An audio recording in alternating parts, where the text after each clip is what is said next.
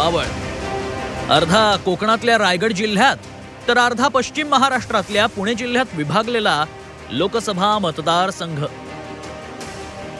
उरणच्या सागरी किनाऱ्यापासून श्रीमंत महानगरपालिका असलेल्या पिंपरी चिंचवड पर्यंत विखुरलेला मावळचा मतदारसंघ. नव्यानं सुरू झालेला शिवडी न्हावाशेवा अटल सेतू इथल्या जनतेसाठी गेम चेंजर ठरणार आहे. मात्र इथल्या अनेक समस्या अजूनही सुटलेल्या नाहीत. मुंबई पुणे एक्सप्रेस हायवे मृत्यूचा सापळा बनलाय. एक्सप्रेस हायवेवरच्या सततच्या ट्रॅफिक जॅमवर अजूनही तोडगा निघालेला नाही.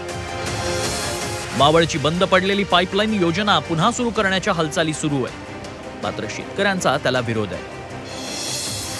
देहू रोड आर्मी एरिया वाढल्यानं रेड झोनची हद्द वाढली. अनेक नागरिकांची घरं रेड झोन मध्ये गेली. सागरी सेतू तसंच नवी मुंबई विमानतळासाठी जमीन अधिग्रहण झालेल्या प्रकल्पग्रस्तांना अजूनही न्याय मिळालेला नाही. गेल्या 3 निवडणुकांमध्ये इथून शिवसेनेचाच खासदार निवडून येतोय. 2009 मध्ये शिवसेनेच्या गजानन बाबर यांनी राष्ट्रवादीच्या आझम पानसरेंचा 80,000 पराभव केला. 2014 मध्ये शिवसेनेच्या श्रीरंग बारणेंनी शेकापच्या लक्ष्मण जगतापांना 1.5 लाखांच्या मताधिक्यानं हरवलं. 2019 मध्ये बारणेंच्या विरोधात उपमुख्यमंत्री अजित पवारांचे पुत्र पार्थ पवार मैदानात उतरले. मात्र बारणेंनी अजित पवार पुत्राला तब्बल 2 लाखांनी पराभवाचं पाणी पाजलं.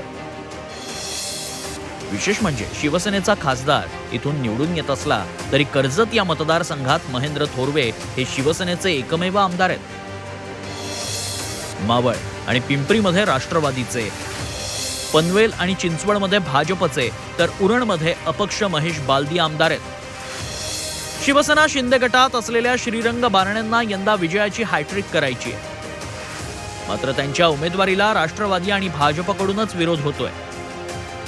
राष्ट्रवादीकडून आमदार सुनील शेळके तर भाजपकडून बाळा भेगडे उमेदवारीसाठी इच्छुक असल्याचं समजतंय. 2024चा उमेदवार मीच तुमच्या पुढे येईल, त्यावेळेस तुम्हाला देखील कळेल. मला आता कुणावरती आणि कोणत्या पक्षावरती काही बोलायचं नाही. त्या बाबतीमध्ये मला बिलकुल चर्चा देखील करायची नाही. माझा मतदारसंघामध्ये राष्ट्रवादी काँग्रेस पक्षाचा मजबूतीने उभा राहणारा उमेदवार आहे आणि त्या उमेदवाराला 1.5 लाख मताची आघाडी देणारी माझी मायबाप जनता खंबीर आहे.